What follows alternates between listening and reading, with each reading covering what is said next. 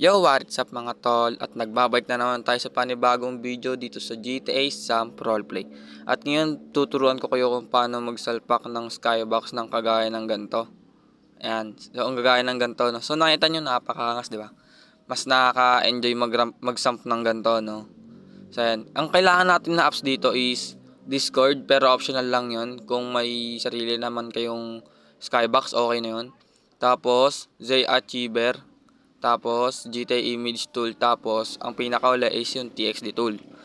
Siyempre, yung SAMP. Ayun, kailangan din yun. So, yan, tara.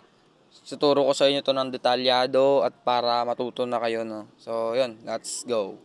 Punta ka sa screen nyo, mga tol. Tapos, ayan yung Discord. Ayan, una natin na-open. Gaya nga ng sabi ko kanina, optional lang to. Pero kung gusto nyo man pumasok dito, may skybox ako sa community ko, no? Madami.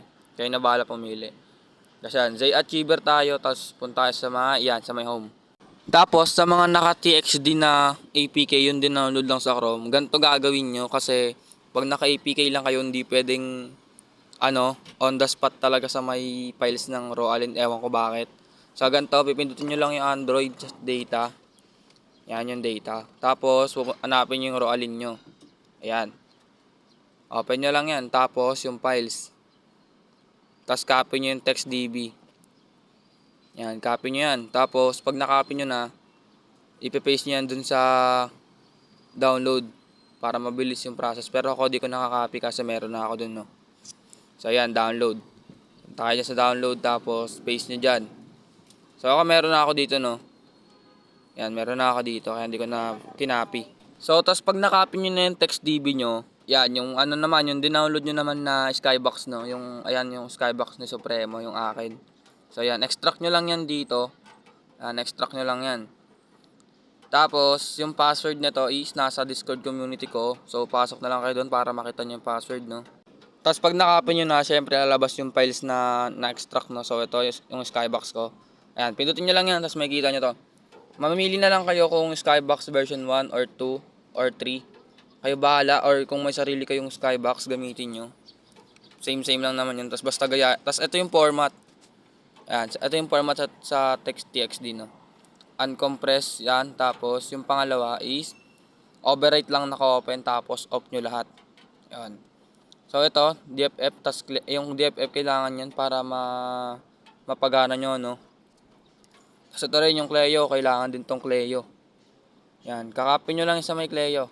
So, ayan, copy lang natin yan. Tapos, pag nakopy nyo na, punta kayo sa may files ng Cleo nyo, syempre, sa may device storage. So, yan, yung Cleo, tapos yung sa. Tapos yan, paste nyo dito, yun yung green, yan, pindutin nyo yan. Tapos kung meron na kayo, replace nyo lang. Yan, replace nyo. Para sure tayo nagagana, di ba? Tapos yan, balik kayo sa may download, tapos yung sa may, yan, dito sa may Skybox. Itong DFF naman tayo. So, lipat tayo na apps sa GTA Image Tool. Yan, open image lang. Pindutin nyo lang yung open image. Tapos, download, hanapin nyo. Tapos yung kinapin nyo na TextDB, so ito yon. Yan, di ba? Kinapin nyo. Para mabilis yung process ng pagsalpak, no? So, yan. GTA3.image, tapos yung tatlong dot dito sa may taas. Add files with replace, tapos back nyo lang yan. Punta kayo sa may DFF ng Skybox, no? So, ito. Yan. Tapos DFF. Yan. Kaysa pindutin nyo na isa-isa yan, ayan, pindutin nyo na lang yung all para mabilis, no? So, select nyo. Santayin nyo yan, tapos tatlong dot ulit, tapos i-rebuild nyo. Tapos, pagtapos nyong mag-rebuild, syempre, lipat naman tayo ng apps. So, sa may TXT tool naman tayo. Open nyo yung files, tapos, punta sa may download. Yan, hanapin nyo lang. So, ito yung download, no? Ayan. Tapos, yung TextDB na, kinapin nyo kanya sa Zachiever, no? Tapos, yan. TXD, tapos, check nyo yan. Yung TXD.text, tapos select nyo. Tapos, yung plus na bilog, tapos yung una, tapos yung uncompress. Ayan. Tapos, hanapin nyo yung Skybox dun sa may download nyo, syempre. So, ito. Tapos, hanap kayo ng Skybox na isasalpak nyo. Tapos, para mabilis nyo silang maselect, is pindutin nyo yung nasa tabi ng check. Itong nasa taas. Ayan. Pindutin nyo lang para mabilis. Tapos, check nyo. Overwrite. Tapos, off nyo yung tatlong check sa baba. Tapos, okay nyo. Pero ako hindi ko na okay kasi baka masira pa yung files ko, no. So, ayan. Pag okay na, balik kayo sa Zachiever nyo. Tapos, yung text DB na kinopy nyo kanina. Yan, balik nyo naman siya ngayon. So, kaya copy nyo siya. Copy. Tapos, pag na-copy nyo na, punta kayo sa my file ulit ng raw alin nyo, no? So, Android, data. Tapos, yung raw alin nyo. Tapos, pag okay na, done sa files, tapos, paste nyo dyan. Pipindutin nyo lang tong bilog, ayan.